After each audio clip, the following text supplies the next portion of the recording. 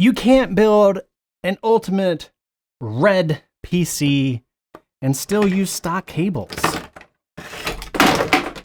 In this video, I'm going to talk about these CableMod custom configured cables, exactly the lengths that I need to finish off Project Red Star and get it ready to put on water.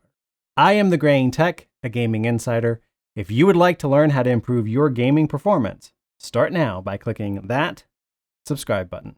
When you are trying to build a decked out PC like Project Red Star here, messing around with standard cables just isn't going to cut it, which is exactly why I picked up these from CableMod. You can see that these are custom sleeved, custom colored. You can even get custom anodized or plastic combs that will allow you to bend and get things manipulated exactly the way that you want. I have here the 24 pin. Now this is shorter because it's going to plug into the Lee & Streamer Plus kit that I installed in the last video.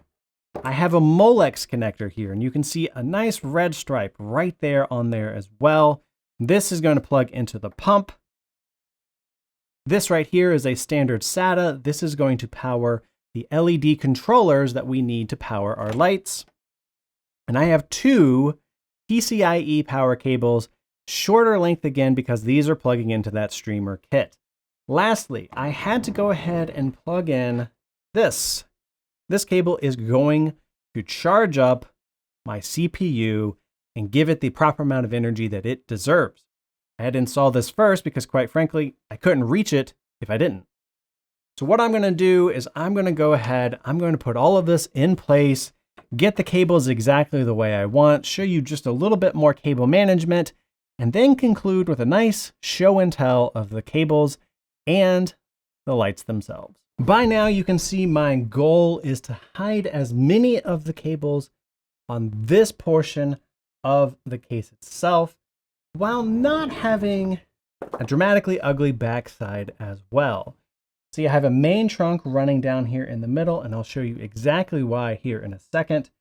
The cables themselves are nice and snug using these little pop-outs throughout the case. And what those allow you to do is run a cable tie through them and actually be able to secure cables, bundle them together, and make more or less a nice presentation. Now, this isn't perfect.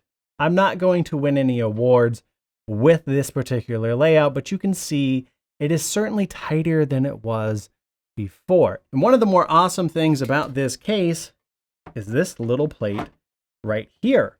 Now, normally this can be used to store your SSDs, but if you get your cables properly aligned, you can see most of them are now hidden from view. With that taken care of, I'm going to take this, get the lights ready to show, and then we'll wrap up with a nice show and tell.